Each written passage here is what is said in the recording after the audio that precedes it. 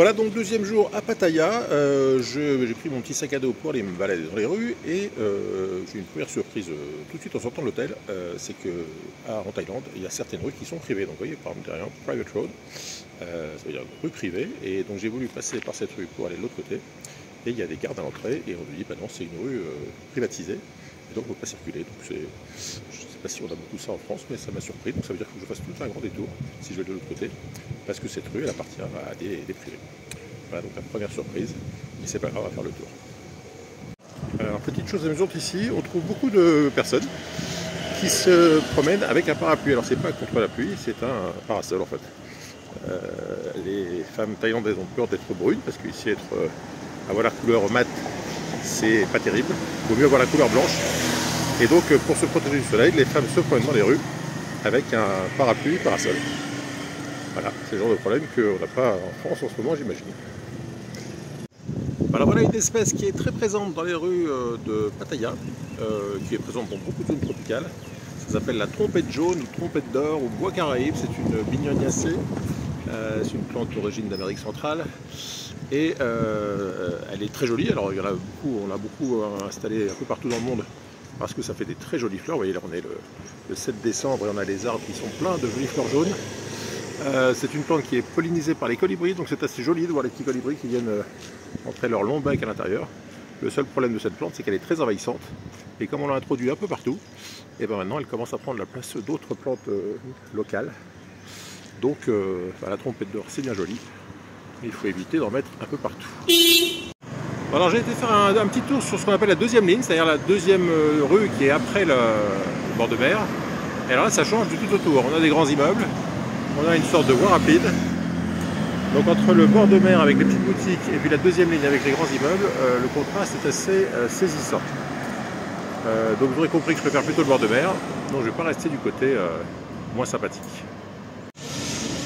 Alors petite pause déjeuner dans un restaurant en Thaï du bord de mer. Alors on voit qu'il y a tout un tas de recettes, le tom yum, le pad thai, la salade de papaye, des plats très classiques.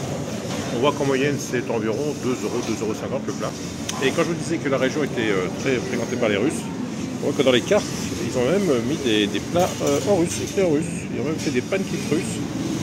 Donc il doit vraiment y avoir pas mal de Russes ici pour qu'ils se soient décidés à faire des cartes en anglais, en thaï et en russe.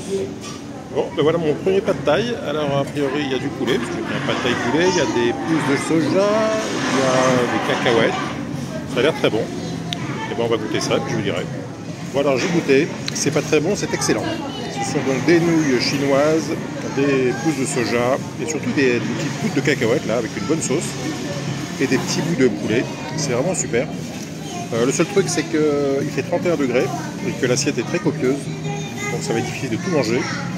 Mais franchement, c'est vraiment un plaisir de manger ce genre de plat. Bon, bah après déjeuner, rien de tel qu'un bon massage pour bien digérer. Et en Thaïlande, évidemment, la grande spécialité, c'est le massage. Il y a des salons de massage partout. Et on peut faire un massage de pied, par exemple, d'1 heure pour 5,50 €. Donc évidemment, les gens en font quasiment tous les jours. Et c'est un vrai plaisir. C'est vrai que ces derniers temps, j'avais pas mal marché. Donc pouvoir se détendre les jambes avec un bon massage, eh ben, c'est un truc à ne pas rater. Alors évidemment, il y a différents salons. Ce salon-là avait l'air très sérieux. Il y en a des moins sérieux, donc bon, il faut choisir le bon salon, quoi. Alors une des raisons pour lesquelles j'étais venu à Pattaya, c'était pour aller voir ce jardin botanique, le Nong Nooch Botanical Garden de Pattaya. Et puis en étudiant un peu la question, je me suis rendu compte que c'était plus un parc d'attractions, on va dire, un genre de Disney thaïlandais, où ils ont mis des maquettes de dinosaures, où ils ont fait des jardins avec de beaucoup de orchidées, des choses comme ça, où ils ont fait des spectacles, mais surtout ce qui m'a dérangé, c'est pour ça que je n'ai pas été, c'est qu'ils ont des spectacles d'éléphants. Et ce genre de spectacles sont assez controversés, souvent les éléphants ne sont pas très bien traités. Et donc je me suis dit que je n'allais pas cautionner ce dressage d'éléphants qui n'est pas toujours très safe, on va dire. Et donc je n'y suis pas allé, mais si vous voulez aller donc dans ce jardin, sachez que c'est à une quinzaine de kilomètres du centre de Pattaya et qu'il faut prévoir une vingtaine d'euros pour l'entrée par personne. Voilà pour le Nong Nooch Botanical Garden. Alors là, une pratique assez originale, hein. Ce sont des ouvriers qui sont en train de faire des travaux au bord de la plage. Et comme ils font du béton et puis qu'a priori ils n'ont pas assez de sable, le monsieur vient chercher du sable sur la plage pour fabriquer son béton. Voilà, il a l'air très content. Alors je suis pas sûr que le sable avec du sel soit très bon pour du béton, mais bon, ça n'a pas l'air de beaucoup les déranger. En tout cas, ce qui est sûr, c'est que ça leur coûte pas cher. Bon alors ici visiblement il débute dans le concept de la plage privée, puisque si on a envie de se louer un petit transat, enfin une chaise longue plutôt, et un parasol au bord de la plage ici, il faut payer ça 50 bahts la journée. 50 bahts ça fait 1,25 €. Alors à titre de comparaison, si vous voulez louer un matelas ou un transat sur le ponton du Carlton à Cannes, il faut compter environ 200 €. Donc bon alors c'est sûr que c'est pas le même standing, mais il y a quand même une sacrée différence de prix. Donc, si vous décidez de venir passer vos vacances à Pattaya, prévoyez 1,25 € par jour et par personne pour profiter d'une chaise et d'un parasol au bord de l'eau. Bon, alors a priori dans cette région, il y a pas mal d'événements qui sont organisés régulièrement, et là cette semaine c'était le Musical Youth. C'est une sorte de festival où on met en place une scène, des projecteurs, du son, et on permet à des jeunes groupes de venir montrer ce qu'ils savent faire. Donc là c'est le groupe Latex, ils sont tout jeunes. Mais ils ont une scène, ils ont un public qui est là, qui est très content d'avoir un peu d'animation sur la plage. Et je trouve que c'est une bonne idée, parce que c'est vrai que plutôt que les gens restent sur la plage, bon après ça, on peut avoir envie de tranquillité, mais faire des petits événements comme ça, où les gens peuvent avoir un peu de musique, puis les jeunes peuvent montrer ce qu'ils savent faire, je trouve ça intéressant comme concept. Le Musical Youth donc. Bon alors évidemment on ne peut pas parler de Pattaya sans parler de la vie nocturne de Pattaya. Alors je vous avoue que je n'ai pas été dans le quartier le plus chaud, qui a priori s'appelle Soi 6, qui est dans le centre de Pattaya. Moi je suis un peu excentré à Jomtien, donc j'ai pas eu l'envie de placer jusqu'à là-bas. C'est pas super intéressant, mais je vais quand même montrer une petite rue alors qui est loin de l'animation de Soi 6, parce qu'a priori Soi 6 c'est très très chaud, avec des spectacles très chauds, des jeunes filles pas très habillées, etc. Mais bon, c'est une rue avec des bars à filles, et des filles qui essayent de faire rentrer les clients pour les faire boire. Enfin, boire c'est le minimum. Selon les bars, il peut y avoir juste de l'alcool, il peut y avoir d'autres services beaucoup plus chauds. Toujours est-il qu'il y a certains touristes qui viennent ici principalement pour ça.